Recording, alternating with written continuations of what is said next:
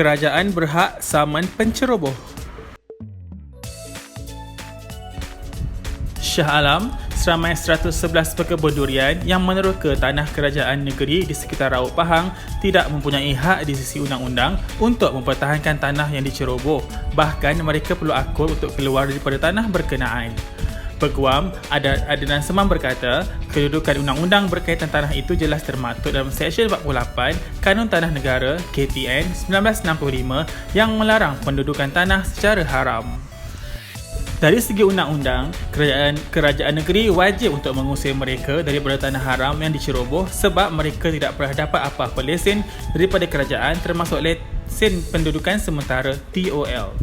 Mereka tidak ada apa-apa hak terataskan itu kerana ia milik kerajaan. Malahan, mereka juga tidak layak untuk dapat apa-apa ganti rugi, katanya ketika dihubungi semalam.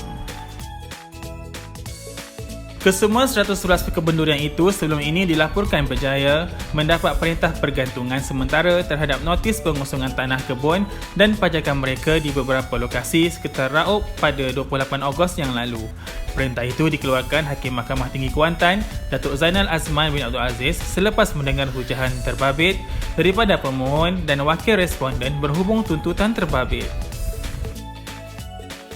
Pada 1 Ogos lalu, Kerajaan Pahang mula bertindak tegas dalam menangani kegiatan pengusaha kebun durian di Raub yang diusahakan secara haram di atas tanah kerajaan negeri. Tindakan itu dilakukan berikutan kerajaan negeri mengalami kerugian kira-kira RM30 juta dalam tempoh 10 tahun akibat kehilangan hasil cukai tanah dari kebun haram termasuk di kawasan hutan simpan.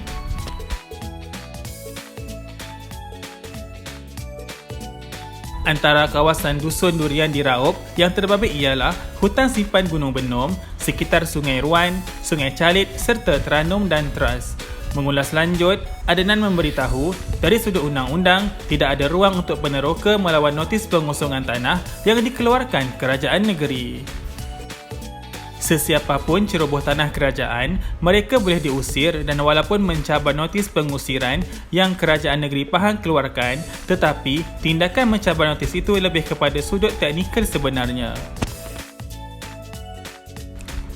Tetapi dari segi undang-undang, tidak ada ruang pun untuk mereka lawan. Akhirnya, keputusan muktamad bergantung kepada budi bicara kerajaan negeri, katanya.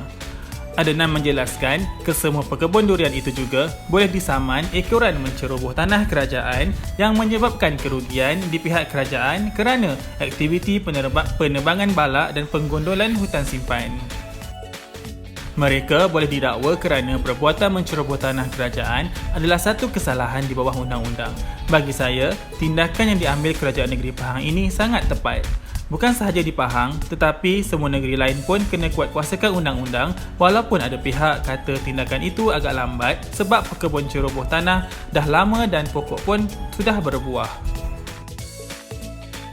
Lambat atau cepat bukan isunya. Isunya ialah tindakan kerajaan memang wajar untuk hentikan aktiviti ceroboh tanah sebab kalau tidak dihentikan, ada orang yang ceroboh guna modus operandi yang sama dan akhirnya tanah kerajaan semakin kecil dan tidak ada kepada orang lain, katanya.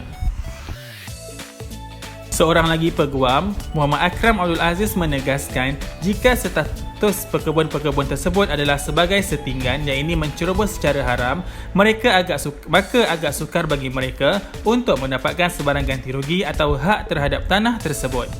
Jika terdapat sebarang kebenaran atau lesen diberikan pula sebelum ini, ia masih di bawah budi bicara pihak berkuasa dan kerajaan negeri sama ada untuk membenarkan mereka kekal di situ ataupun tidak.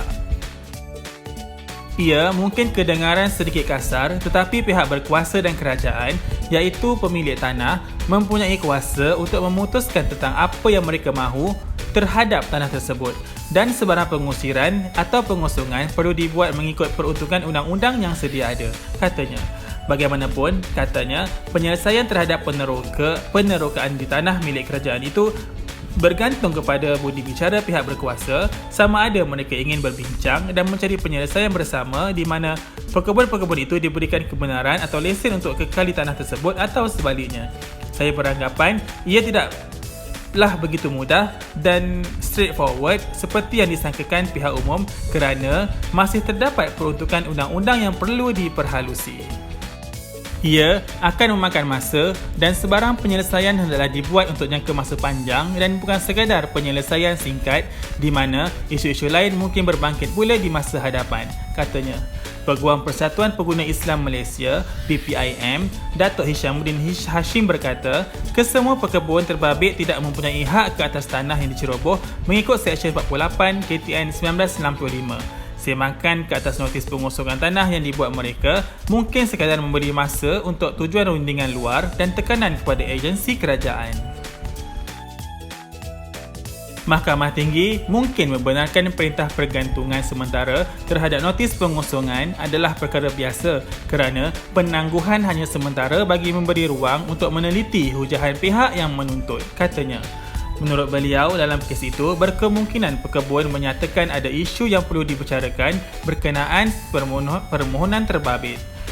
Berikutan itu, Hishamuddin berkata, kerajaan perlu tegas meneruskan tindakan undang-undang di mahkamah melalui pertuduhan melanggar notis yang diberikan.